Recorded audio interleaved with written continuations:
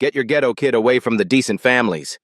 Officer Bradley Thompson shoved Keisha Williams back from the swing set, his hand rough against her shoulder. Keisha stumbled but stayed upright. Thompson stepped into her face, towering over her. You heard me. Pack up and get out. His finger stabbed toward the parking lot like he was shooing away trash. Maya's swing stopped dead. Every parent in the playground turned to stare. Conversations died. A white mother pulled her daughter behind her, whispering urgently, Officer, what law am I breaking? Keisha kept her voice steady despite the humiliation burning in her chest. Thompson's hand slammed onto his radio. Dispatch, suspicious individuals harassing families at Riverside Park. Need immediate backup. He leaned closer to Keisha's face. You people always think you're entitled to everything. Maya slid off the swing, tears forming. Mommy, why is he being mean? Thompson smirked at the child's distress. Inside Keisha's purse, something metallic glinted through the zipper, completely unnoticed by the officer drunk on his own authority. Have you ever been humiliated by someone who had no idea who they were about to face? Riverside Community Park had been peaceful just 30 minutes earlier. Families scattered across manicured lawns, children's laughter echoing from the state-of-the-art playground equipment. This wasn't just any neighborhood park. Property values here started at $2 million, and the monthly homeowner fees could cover most people's rent. Keisha had arrived with Maya at 2:30 p.m., same as they did every Saturday. She'd moved to the area 6 months ago for work, a job she described simply as government consulting when other parents asked. The house she rented was modest by neighborhood standards, but the schools were excellent, and Maya deserved the best. Higher, Mommy! Push me higher! Maya had squealed from the swing, her braids flying as she pumped her legs. Keisha obliged, checking her phone briefly. 3 missed calls from work, but weekends were sacred time with Maya. Whatever crisis was brewing at the office could wait. Other families dotted the playground. The Hendersons with their twin boys, Sarah Lane helping her toddler down the slide. The Martinez family, no relation to Officer Martinez, setting up a picnic. Everyone knew each other from school pickup lines and neighborhood association meetings. Well, everyone except Keisha. She'd tried joining conversations, volunteering for fundraisers, attending the monthly safety meetings.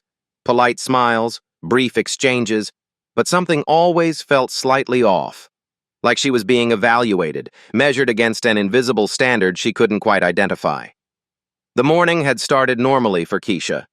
Coffee at 6 a.m., reviewing weekend case files at her kitchen table while Maya slept.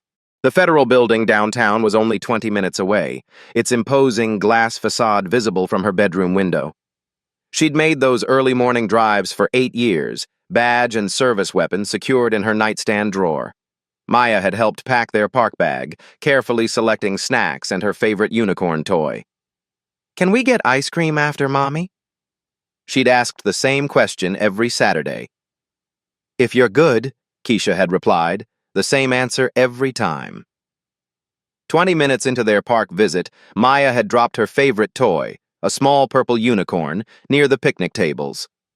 As Keisha bent to retrieve it, she noticed the police patrol car pulling into the parking lot. Routine, she thought. The neighborhood association paid for extra patrols. Officer Bradley Thompson stepped out first. 4 years on the force, according to his file, though Keisha wouldn't learn that detail until much later. His service record showed a troubling pattern. 7 formal complaints in the past 18 months. All from minority residents. All dismissed or downgraded by his supervisor. His partner, Jennifer Martinez, followed reluctantly. She'd been trying to redirect Thompson's attention all morning, suggesting they focus on actual crime instead of what he called quality of life enforcement. Martinez had joined the force to help her community, not harass innocent families. Thompson's eyes had swept the park with practiced assessment.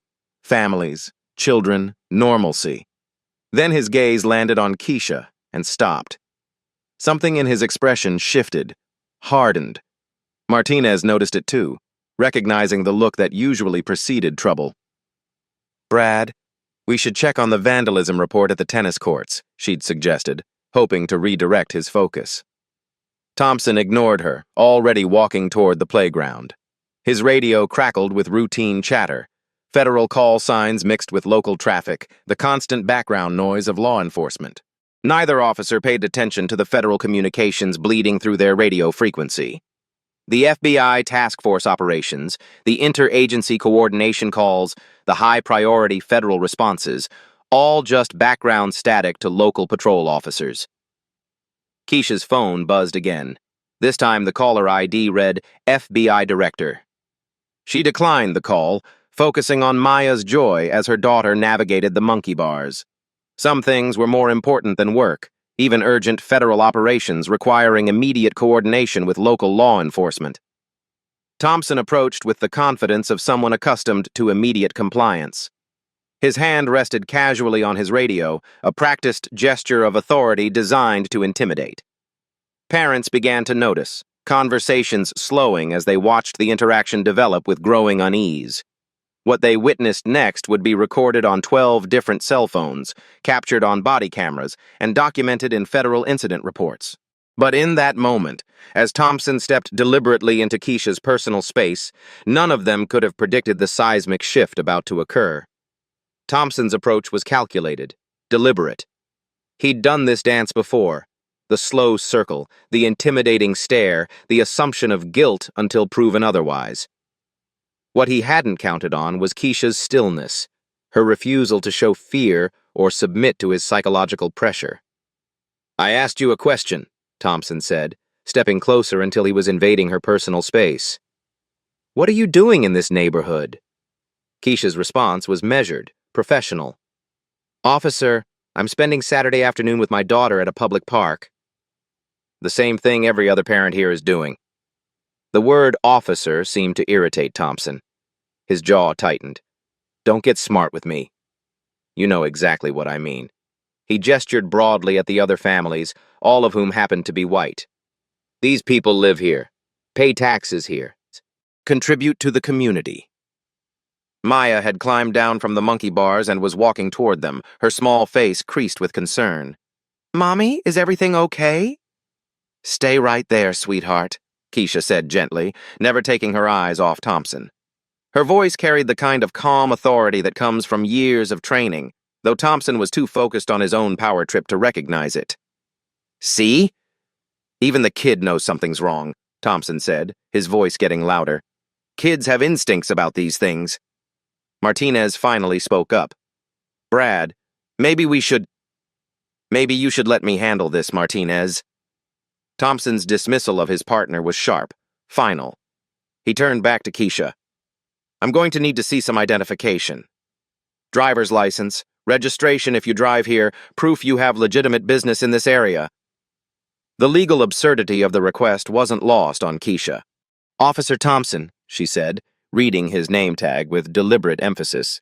"What specific law do you believe I'm violating that gives you probable cause? Cause to demand identification?" Thompson's face flushed red. Nobody talked to him like that, especially not someone he'd already decided was a problem. "Suspicious behavior, loitering, failure to identify when requested by a peace officer." "I haven't been loitering. I've been actively parenting my child at a public playground for less than an hour." Keisha's voice remained steady, but there was steel underneath. "And in this state, failure to identify only applies when there's reasonable suspicion of criminal activity." The gathering crowd of parents was growing larger. Phones appeared, some obviously recording. The Henderson twins had stopped playing to stare. Sarah Lane was openly filming while shielding her toddler behind her legs. Mrs. Patterson from the Neighborhood Watch Committee stood with her mouth agape, clearly recognizing the injustice unfolding. Thompson noticed the phones and his authority complex kicked into overdrive. "Put those phones away! This is official police business." "No, sir," came a voice from the crowd. Tom Henderson, a corporate lawyer who'd moved to the neighborhood for the schools. "Recording police in public is protected speech. You know that. I don't care what you think you know about the law. Thompson snapped. "This is a police investigation, and if you interfere, you'll be arrested too." The threats were escalating. Parents pulled their children closer, but nobody left. This was their park, their community, and they weren't about to abandon Keisha to Thompson's abuse of power. Thompson's radio crackled. The dispatcher's voice cut through the tension. "All units, be advised. Federal Task Force requesting coordination on Operation Clearwater. Priority Alpha. Priority. Any units in Riverside District respond." Neither Thompson nor Martinez reacted. Local patrol officers rarely interfaced with federal operations, and Thompson was too focused on his confrontation to pay attention to routine radio chatter. The federal call signs meant nothing to him, just background noise in his quest to assert dominance. Keisha heard it, though. Her head tilted slightly, the first crack in her perfectly composed facade. Operation Clearwater was her operation. Her team was waiting for local coordination that wouldn't come because the local officers were too busy harassing the federal agent they were supposed to be supporting. "Are you going to show me my ID or not?" Thompson demanded, his hand moving to his handcuffs. "Because I can do this the easy way or the hard way." "I'll comply with any lawful order," Keisha replied carefully. "But I'm asking you to articulate the specific reasonable suspicion that justifies this detention." "The specific suspicion is that you don't belong here, and you're acting suspicious by questioning my authority." Thompson was getting louder, more aggressive. Maya started crying softly, her small hands pressed against her ears. Martinez stepped forward, her conscience finally overriding her fear of Thompson's temper. "Brad, look, maybe we got a call wrong or—" "We didn't get any call, Martinez. I'm exercising my discretion to investigate suspicious activity." Thompson unclipped his handcuffs, the metallic sound sharp in the afternoon air. "Ma'am, turn around and place your hands on the patrol car." The crowd gasped collectively. Someone shouted, "She didn't do anything." Another voice, "This is harassment." A third parent called out, "I'm calling the police chief." "I am the police," Thompson roared back, his composure finally cracking completely. "And if any of you interfere with this arrest, you'll join her in the back of my patrol car." Keisha looked at her crying daughter, then at the dozen phones recording every moment. Her purse sat on the bench 3 feet away, FBI badge and credentials clearly visible to anyone who bothered to look inside the partially open zipper. The golden shield caught the afternoon sunlight intermittently, but Thompson wasn't looking. He was performing for an audience he wanted to intimidate. "Officer Thompson," Keisha said quietly, her voice carrying a warning that went completely over his head. "I strongly advise you to reconsider this course of action." "Are you threatening a police officer?" Thompson grabbed her arm roughly, his fingers digging into her bicep hard enough to leave marks. "That's it." "You're under arrest for threatening a police officer, failure to identify, and resisting arrest." "I haven't resisted anything," Keisha pointed out, her professional training keeping her voice level even as her anger began to simmer beneath the surface.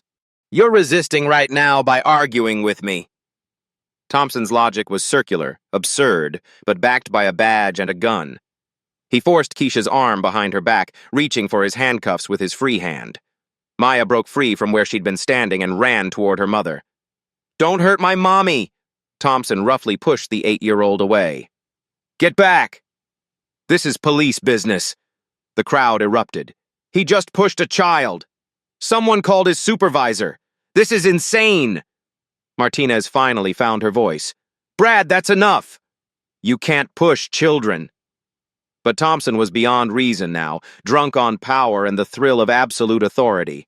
He had the handcuffs out, was reaching for Keisha's other wrist, when something fell from her purse as it was jostled by the crowd's movement.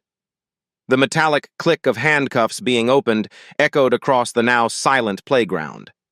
Maya's crying grew louder. The phones kept recording.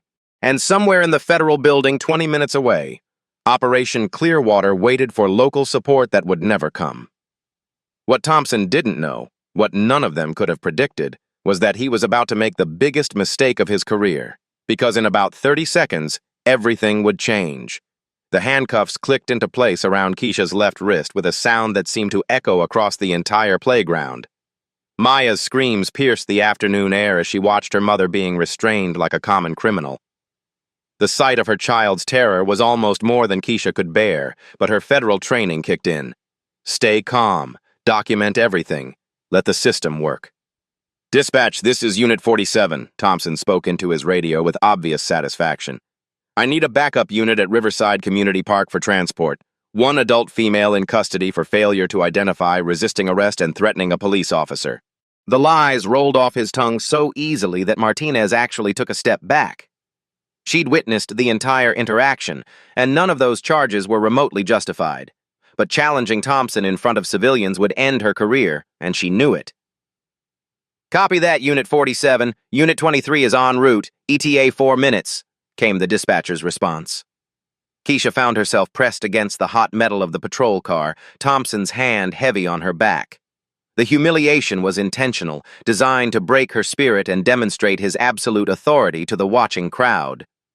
What he didn't realize was that every second of this illegal detention was being burned into the memory of a federal agent who specialized in civil rights violations. "Mommy!" Maya tried to run to her mother again, but Martinez gently caught her shoulders. "Honey, stay back," Martinez said softly, the first kindness anyone had shown the terrified child. "Let us handle this." "But he's hurting my mommy!" Maya's voice cracked with confusion and fear. She didn't understand why the man in uniform was being mean, why nobody was helping, why her strong, brave mother was being treated like she'd done something wrong. Tom Henderson pushed through the crowd, his lawyer instincts overriding his natural caution. "Officer, I'm an attorney, and I'm witnessing what appears to be an unlawful arrest. This woman has committed no crime in my observation." Thompson barely glanced at him. "Sir, step back or you'll be charged with interfering with police business." "I'm not interfering. I'm observing, and I'm telling you that you have no legal basis for this arrest." "Are you a criminal defense attorney?" Thompson asked with a sneer. "Corporate law, but I know basic constitutional rights." "Then you know to shut up and let me do my job." Thompson turned his attention back to Keisha, beginning to search her pockets. "Do you have any weapons, drugs, or anything that might stick or poke me?" The question was standard protocol, but coming from Thompson, it felt like another layer of humiliation. "No, officer," Keisha replied quietly. Thompson's hands moved methodically through her pockets, finding only keys, a phone, and a small wallet. He tossed the items onto the hood of the patrol car with unnecessary force. The phone's screen cracked when it hit the metal. "Brad," Martinez said quietly, "maybe we should wait for backup and sort this out properly." "We are sorting it out properly." Thompson's confidence was absolute. "This is exactly how you handle people who think they can disrespect law enforcement." Unit 23 arrived with lights flashing, but no siren, not wanting to create more of a scene than already existed. Officers Kevin Walsh and Diana Torres stepped out, immediately assessing the situation. Both were veterans with over a decade of experience, and something about the scene didn't sit right with either of them. "What have we got, Thompson?" Walsh asked, his eyes taking in the crowd of filming parents, the crying child, and the woman cuffed against the patrol car who didn't look like any criminal he'd ever arrested. "Suspicious individual, failure to cooperate, resisting arrest." Thompson rattled off his charges like he was reading from a script. "Need transport downtown for booking." Torres knelt down to Maya's eye level. "Hey, sweetheart, what's your name?" "Maya Williams," the little girl sobbed. "That man is hurting my mommy, and she didn't do anything bad." "Williams," Torres repeated, glancing at her partner. Something about that name seemed familiar, but she couldn't place it. Walsh approached Keisha, his demeanor noticeably different from Thompson's aggressive stance. "Ma'am, I'm Officer Walsh. Can you tell me your version of what happened here?" "I was playing with my daughter when Officer Thompson approached and demanded identification without stating any specific violation or reasonable suspicion," Keisha said, her voice steady despite her position. "When I asked him to articulate his legal basis for the stop, he became increasingly aggressive and ultimately arrested me on charges that appear to be fabricated. The professional language, The precise legal terminology, the complete lack of street vernacular. Walsh had heard federal agents testify enough times to recognize the pattern. This woman talked like a cop. "Thompson, did you run her ID?" Walsh asked. "She refused to provide ID," Thompson lied smoothly. "That's why she's under arrest." Walsh looked at the cracked phone and wallet on the hood of the car. "Looks like you've got her wallet right there." Thompson's jaw tightened. "She didn't provide it voluntarily." "Ma'am, what's your full name?" Walsh asked Keisha directly. "Keisha Marie Williams." Walsh walked to his patrol car and ran the name through the system. What came back made his blood run cold. No criminal history. No warrants. But there was a flag in the system. A federal flag that meant this person was law enforcement. "Thompson," Walsh called out, his voice tight. "We need to talk. Now." But Thompson was too busy playing to his audience, too drunk on the power rush of having a woman in handcuffs to pay attention to his colleague's growing concern. Meanwhile, Keisha's purse sat on the bench where she'd left it, the zipper still partially open. The afternoon sun struck the metal inside at just the right angle, causing it to gleam like a beacon. A few parents had noticed the reflection and were starting to move closer to get a better look. Torres was still talking to Maya, trying to calm the traumatized child, when her radio crackled again. "All units, priority Alpha." Federal task force still requesting immediate coordination on Operation Clearwater. "Agent Williams is the primary contact." Torres froze. She looked at Maya, then at the woman cuffed against Thompson's patrol car, then at the growing crowd of concerned citizens with their phones out. Agent Williams. The pieces started falling into place with terrifying clarity. "Walsh!" Torres called out, her voice urgent. "We have a problem." A big problem. But it was too late. The damage was done, the humiliation complete, and the federal agent who specialized in prosecuting civil rights violations had just been illegally arrested by the very type of officer she'd spent her career putting behind bars. The only question now was how much worse Thompson could make it before someone stopped him. Torres was moving toward Walsh when it happened. Thompson, still riding his power high, decided Keisha needed to be searched more thoroughly. He grabbed her purse from the bench, intending to dump its contents dramatically in front of the crowd. One final humiliation to cement his authority. "Let's see what you're really hiding," Thompson announced, shaking the purse upside down. Keys scattered, lip balm rolled across the pavement. Maya's emergency inhaler bounced twice.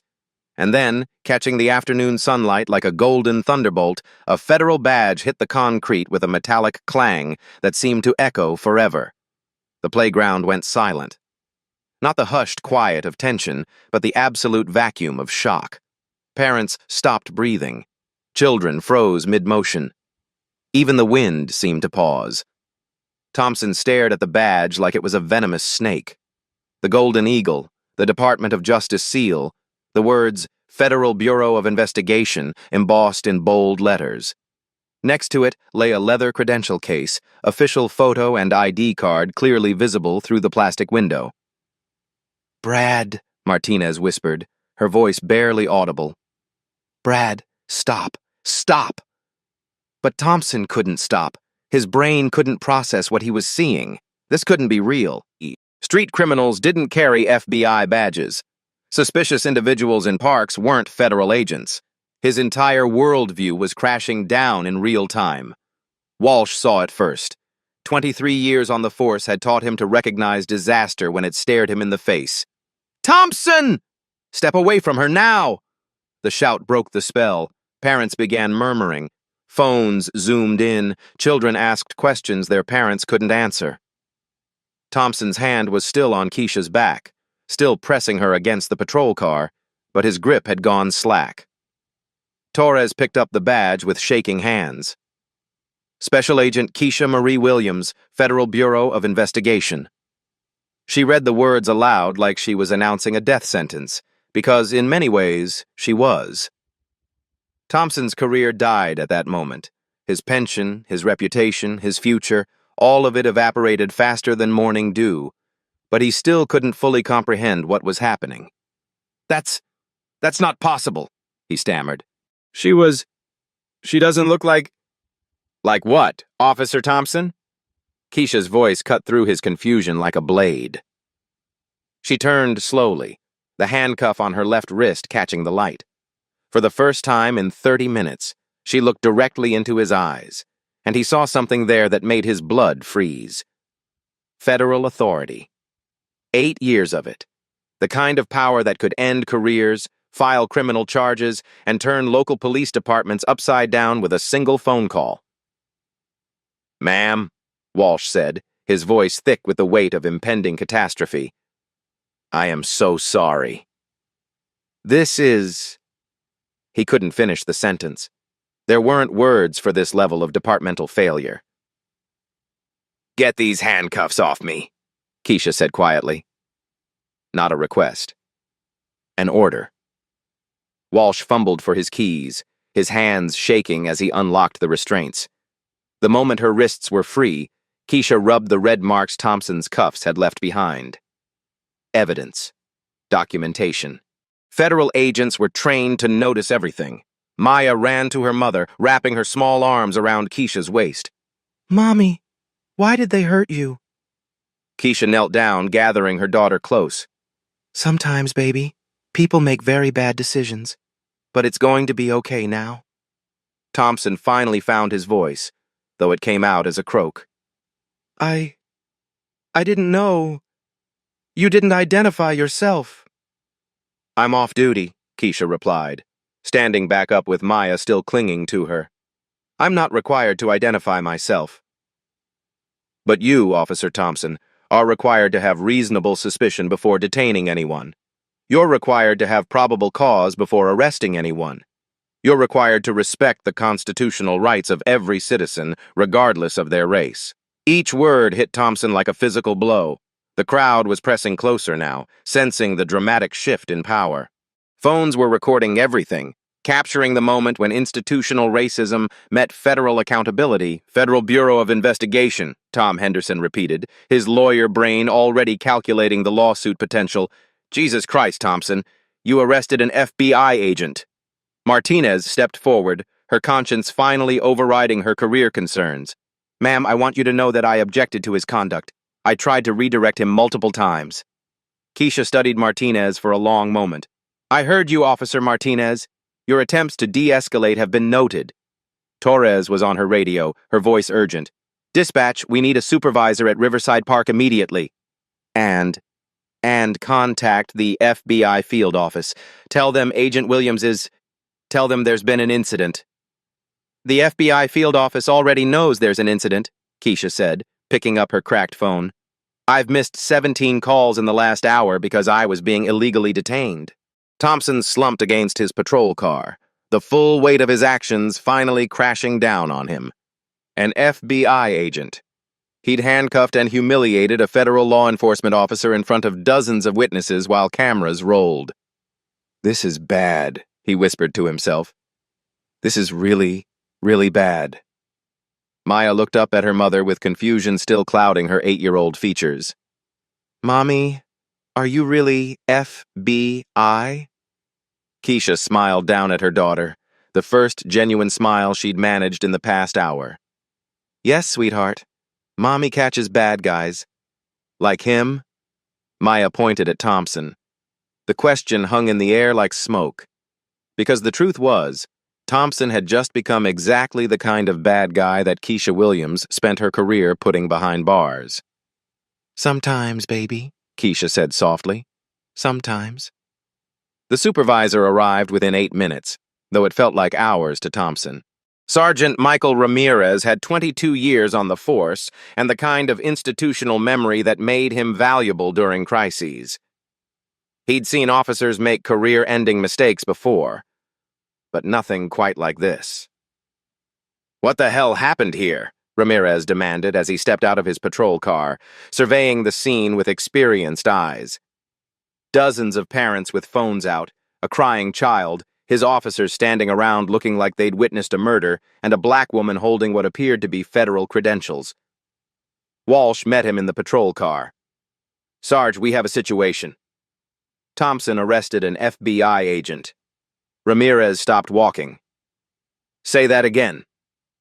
FBI Special Agent Keisha Williams. She was playing with her daughter at the park. Thompson approached her without cause, escalated the situation, and placed her under arrest for failure to identify and resisting arrest.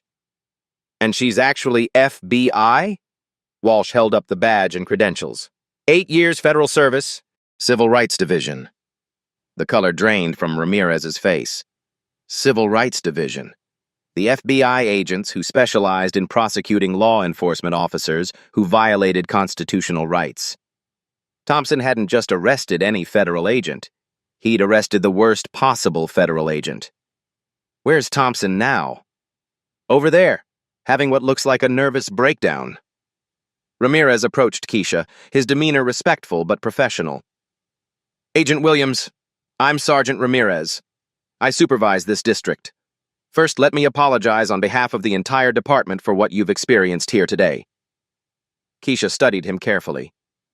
Sergeant, your officer violated my 4th and 14th Amendment rights, falsely imprisoned me, committed assault and battery, and traumatized my 8-year-old daughter. An apology doesn't begin to address the scope of this incident. You're absolutely right. I'm placing Officer Thompson on immediate administrative leave pending a full investigation. Internal Affairs will be contacted within the hour. Internal Affairs? Keisha's eyebrow raised. Sergeant, this isn't just a policy violation. Your officer committed federal crimes, civil rights violations under Title 18, Section 242, false imprisonment, assault under color of authority. Maya tugged at her mother's hand. Mommy, I'm scared. Keisha knelt down, her federal authority momentarily giving way to maternal instinct. It's okay, baby. The bad part is over. These officers are going to make sure nothing like this happens again.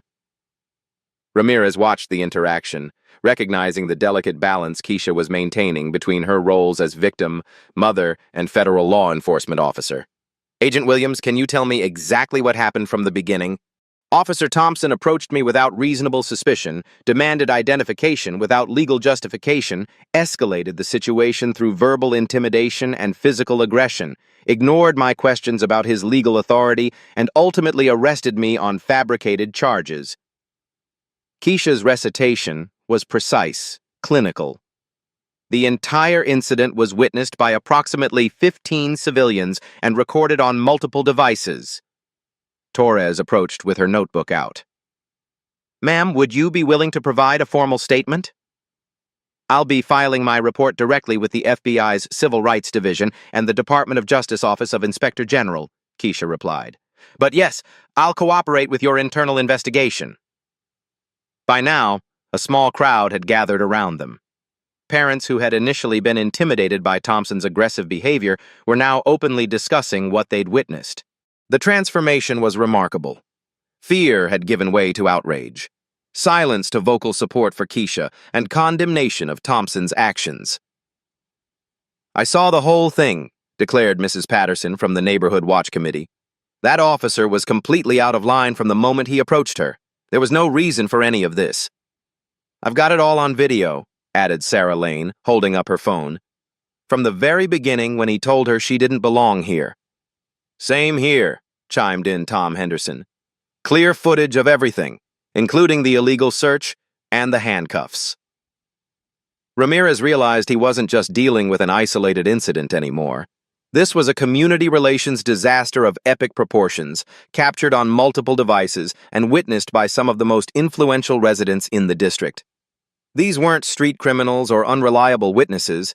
These were lawyers, doctors, business owners, and active community members. Thompson finally found the courage to approach, his earlier bravado completely evaporated. Agent Williams, I want to apologize. I didn't know. You didn't know what, Officer Thompson? Keisha's voice was ice. You didn't know that citizens have constitutional rights? You didn't know that you need reasonable suspicion to detain someone? You didn't know that making arrests based on someone's race is a federal crime? I didn't know you were FBI, Thompson mumbled. And that's exactly the problem, Keisha shot back. My badge doesn't give me extra constitutional rights. Every person in this park, black, white, rich, poor, documented, undocumented, has the same rights you violated today. The only difference is that I have the training and authority to hold you accountable. Ramirez's radio crackled. Sergeant Ramirez, this is Chief Morrison. I need you to call me immediately regarding the incident at Riverside Park. Word was already traveling up the chain of command. In today's social media world, videos of police misconduct could go viral within hours. But this wasn't just any misconduct. This was a federal agent being illegally arrested, and the chief knew the political and legal ramifications would be massive. Agent Williams, Ramirez said, pulling out his own phone. I need to brief the chief on this situation. Would you be willing to speak with him directly? I'll speak with Chief Morrison, Keisha replied. But understand that this incident is already being reported to federal authorities. The FBI's Office of Professional Responsibility will be conducting their own investigation parallel to whatever internal process you initiate. Martinez stepped forward, her conscience finally overwhelming her self-preservation instincts. Sergeant, I need to make a statement. Officer Thompson's actions today were completely unjustified. I attempted to redirect him multiple times, but he ignored my input and proceeded with what I believed to be an unlawful arrest. Thompson spun toward his partner, betrayal evident in his eyes. Martinez. No, Brad. What you did was wrong. From the very beginning, this woman was doing nothing but playing with her daughter, and you decided to harass her because... Martinez paused, struggling with how to say it diplomatically. Because I'm black, Keisha finished for her. Officer Martinez, I appreciate your honesty. Your attempts to de-escalate were noted and will be included in my report. The conversation was interrupted by the arrival of another patrol car. Detective Lieutenant Carol Stevenson from Internal Affairs had been contacted immediately after Ramirez's initial call to the chief. Stevenson was known throughout the department for her thorough investigations and her unwillingness to cover for problem officers. Sergeant Ramirez, Stevenson said as she approached, I understand we have a significant incident involving potential civil rights violations. Detective Stevenson, this is FBI Special Agent Keisha Williams. She was illegally detained and arrested by Officer Thompson while off duty at this park with her daughter. Stevenson's expression grew grim as she reviewed the scene. The crowd of witnesses, the recording devices, the federal credentials.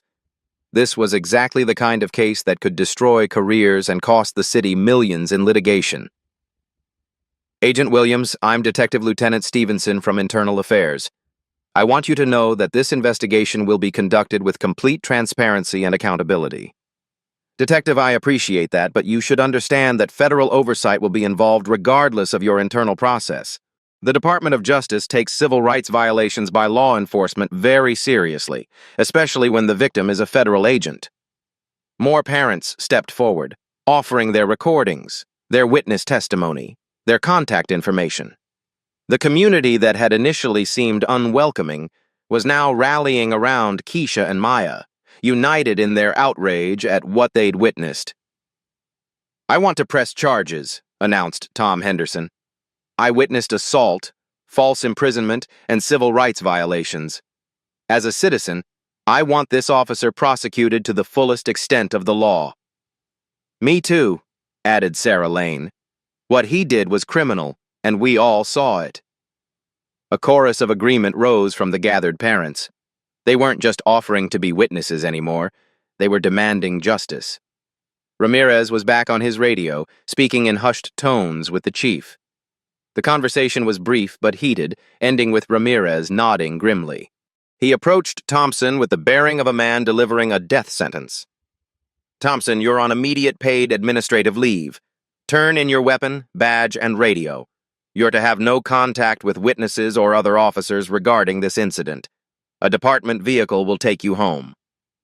Thompson's hands shook as he unholstered his service weapon, removed his badge, and unclipped his radio.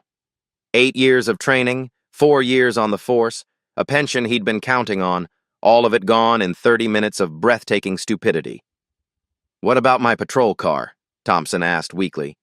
Torres will drive it back to the station. You'll be contacted by Internal Affairs within 24 hours to schedule your interview. Detective Stevenson was already taking notes, documenting the scene and collecting witness information. Agent Williams, I'll need to schedule a formal interview with you as soon as possible. Given your federal status and expertise in civil rights cases, I want to ensure we handle this properly.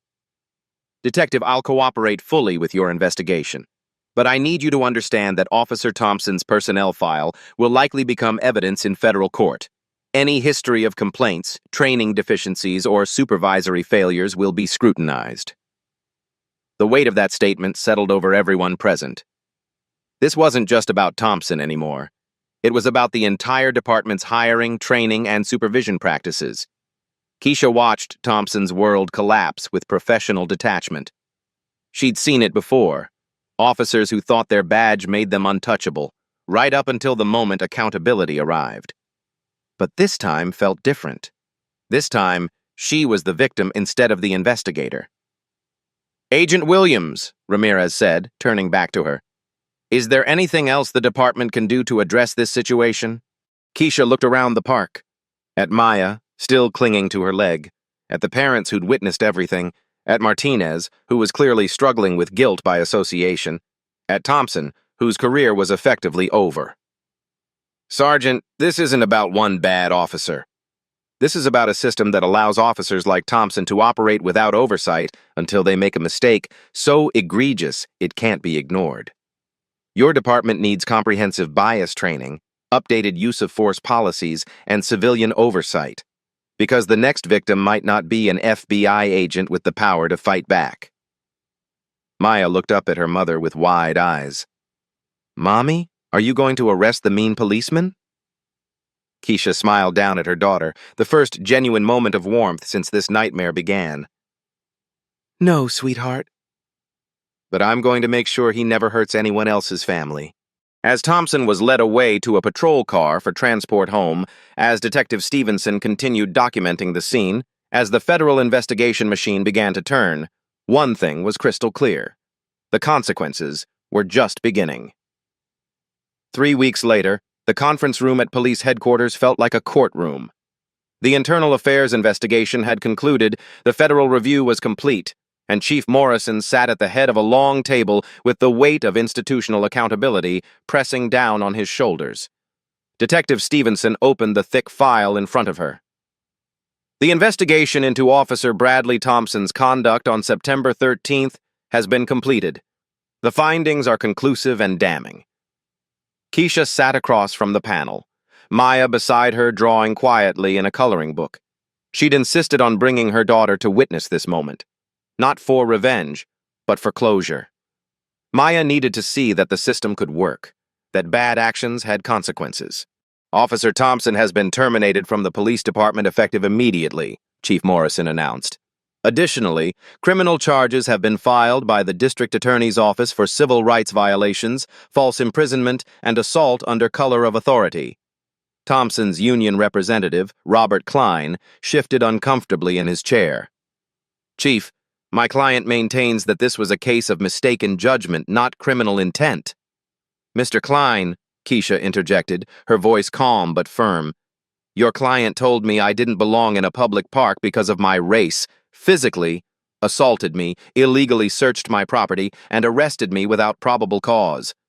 That's not a mistaken judgment. That's a pattern of behavior that violates every principle of constitutional policing. Detective Stevenson continued reading from her report. Our investigation revealed that Officer Thompson had received 7 formal complaints in the past 18 months, all from minority citizens, all alleging racial profiling and excessive force.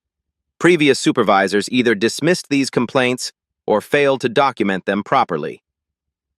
The systemic failures were becoming clear. Thompson wasn't just one bad apple. He was the product of a department that had failed to address warning signs for years. What about Officer Martinez? Chief Morrison asked. Officer Martinez has received a formal reprimand and will complete additional training in de-escalation and intervention techniques, Stevenson replied. However, her attempts to redirect Officer Thompson's behavior, while insufficient, demonstrated some awareness that his actions were inappropriate. Martinez, who was present for her own administrative hearing, spoke up. Chief, I want to formally apologize to Agent Williams and Maya. I should have done more to stop what was happening. I let my fear of confronting a colleague override my duty to protect citizens. Keisha studied Martinez carefully. The younger officer looked genuinely remorseful, and her cooperation during the investigation had been complete and honest. Officer Martinez, your apology is accepted. But I hope you understand that silence in the face of misconduct makes officers complicit in the harm that follows. I do understand that now, Martinez replied. And I've requested an assignment to the department's new community policing initiative. I want to rebuild trust between law enforcement and the communities we serve. Chief Morrison nodded approvingly. This was exactly the kind of response he wanted to see from his officers. Acknowledgement of failure followed by commitment to improvement. The department is implementing several reforms as a direct result of this incident, the chief continued. All officers will complete bias recognition training within 90 days. New protocols require supervisory review of any citizen complaint within 24 hours. Body cameras will be mandatory for all patrol officers, with footage automatically uploaded to an independent server. Maya looked up from her coloring book. Mommy, does this mean the mean policeman can't hurt other kids? Keisha smoothed her daughter's hair gently. That's right, sweetheart. He won't be a police officer anymore, and the other officers are learning how to be better. The criminal proceedings moved swiftly. Thompson's attorney attempted to negotiate a plea deal, but the federal prosecutors were uninterested in leniency. The case was too clear-cut, the evidence too overwhelming, and the message too important. The defendant will face federal charges under 18 U.S.C. Section 242, deprivation of rights under color of law, announced federal prosecutor David Brooks during Thompson's arraignment. This statute carries the maximum penalty of 10 years in federal prison. Thompson, dressed in civilian clothes and looking haggard, entered a guilty plea to avoid trial. The judge sentenced him to 18 months in federal prison, 3 years of supervised probation, and permanent prohibition from law enforcement employment. Mr. Thompson, Judge Patricia Hernandez said during sentencing, you violated your oath, betrayed the public trust, and traumatized an innocent child. Your actions represent everything that's wrong with policing when officers forget they serve the community, not the other way around. The civil settlement followed quickly. The city, eager to avoid prolonged litigation and further public embarrassment, agreed to a $2.8 million settlement. But Keisha's demands went beyond financial compensation. The money isn't the point, she explained to reporters on the courthouse steps. The point is ensuring this never happens to another family. The settlement includes provisions for ongoing federal monitoring of the police department, mandatory bias training for all officers, and civilian oversight of misconduct investigations. Maya, now comfortable with the media attention, added her own perspective. My mommy helps people, and now the police will help people better too. The community impact was immediate and profound. Riverside Park, once a symbol of division, became a gathering place for healing. Parents organized diversity workshops, children played together across racial lines, and the playground equipment Maya had been using when Thompson first approached became an informal memorial to the power of standing up for what's right. Officer Martinez, true to her word, became a leader in the department's reform efforts.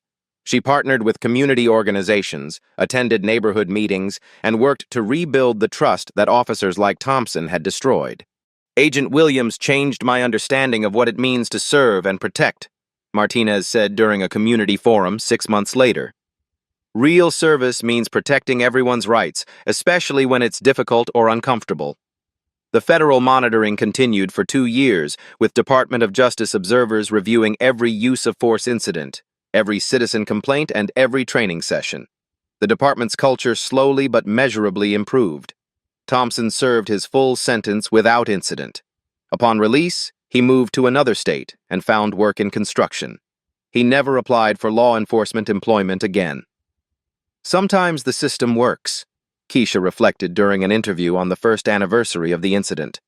But only when people demand accountability and refuse to accept injustice as normal. Maya, now 9 years old and more confident than ever, had her own wisdom to share. Bad people should have consequences, but good people should get second chances to be better. The playground at Riverside Park installed a small plaque near the swing set where Maya had been playing that Saturday afternoon. It read simply, "In a democracy, no one is above the law, and everyone deserves equal protection under it." The words served as a daily reminder that justice, while sometimes delayed, could still prevail when courage met opportunity and accountability met authority. 1 year later, Keisha and Maya returned to Riverside Community Park on a crisp Saturday afternoon. The playground looked exactly the same, but everything else had changed. Children of all backgrounds played together while their parents chatted easily on the benches.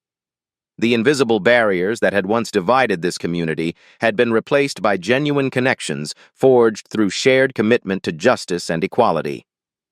"Look, Mommy!" Maya pointed excitedly toward the new community police officer walking his beat.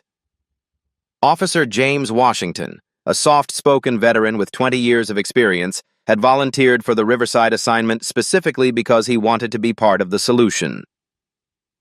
"Good afternoon, Agent Williams, Maya," Officer Washington said with a warm smile as he approached. "Beautiful day for the park." "It certainly is, Officer Washington," Keisha replied, noting how different this interaction felt compared to that terrible day 12 months ago. Respectful, professional, human. Maya ran to the swing set, the same one where she'd been playing when Thompson first shattered their peaceful afternoon. But there was no fear in her movements now, no looking over her shoulder for threatening authority figures. She'd learned that while some people made bad choices, the system could hold them accountable when good people demanded justice. The changes throughout the police department had been remarkable. Citizen complaints dropped by 60%. Use of force incidents decreased by 40%.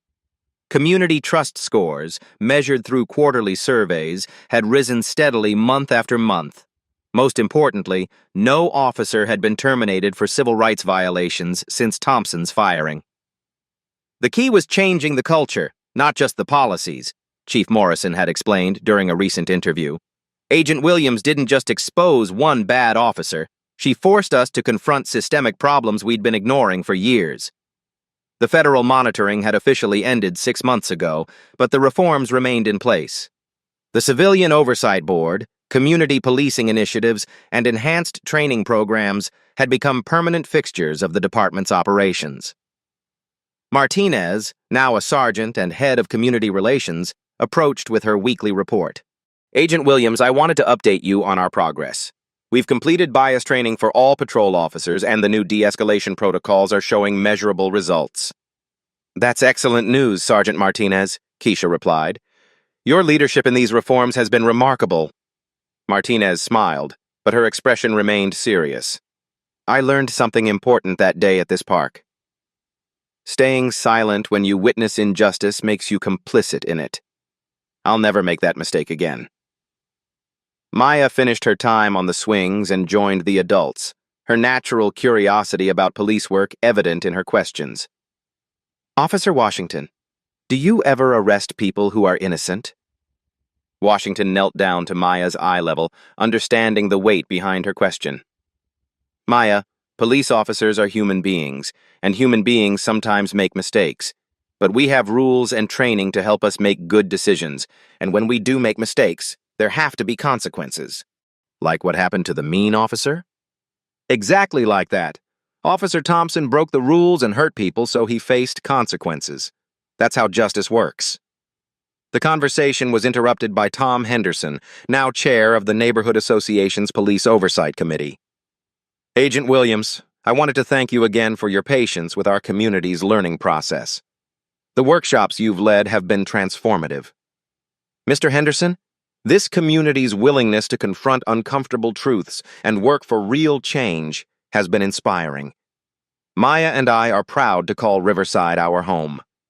As the afternoon sun began to set, casting long shadows across the playground where everything had changed, Keisha reflected on the journey from that awful Saturday to this moment of hope and healing. "Mommy," Maya said as they walked toward their car, "I'm glad you're FBI. You help make things fair." Keisha squeezed her daughter's hand. We all have a responsibility to make things fair, sweetheart. Some people do it with badges, others with cameras, others with their voices. But everyone can do something. The progress wasn't perfect. There were still officers in other departments who abused their authority, still communities where justice remained elusive, still children who feared the people supposed to protect them. But change was possible. Real, measurable, lasting change. Sometimes justice takes time, Keisha said as they drove past the federal building where she worked every day to hold law enforcement accountable. But when communities demand better, when officers like Sergeant Martinez choose courage over comfort, when systems face consequences for their failures, that's when real progress happens. Maya nodded with the wisdom of a child who'd witnessed both injustice and its correction. And when mommies stand up to bullies, even when the bullies have badges. Especially then, baby. Especially then. The story of what happened at Riverside Park had spread far beyond one community, one police department, one family. It had become a symbol of what was possible when accountability met authority, when communities refused to accept injustice as normal, when good people found the courage to demand better. Have you ever witnessed injustice and wondered what you could do about it? Have you seen someone being treated unfairly and wished you had the power to help? The truth is, you do have that power. Document what you see. Speak up when it's safe. Support those who face discrimination. Demand accountability from the institutions that serve you.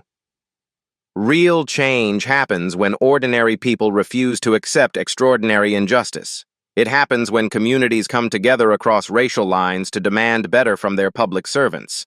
It happens when officers like Sergeant Martinez choose to be part of the solution instead of part of the problem.